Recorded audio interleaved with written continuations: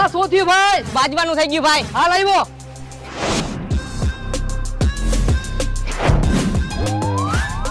આ શું થયું ભાઈ? બાજવાનું થઈ ગયું ભાઈ.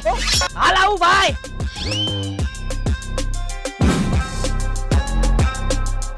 આ શું થયું ભાઈ? બાજવાનું થઈ ગયું ભાઈ. એ હાલો.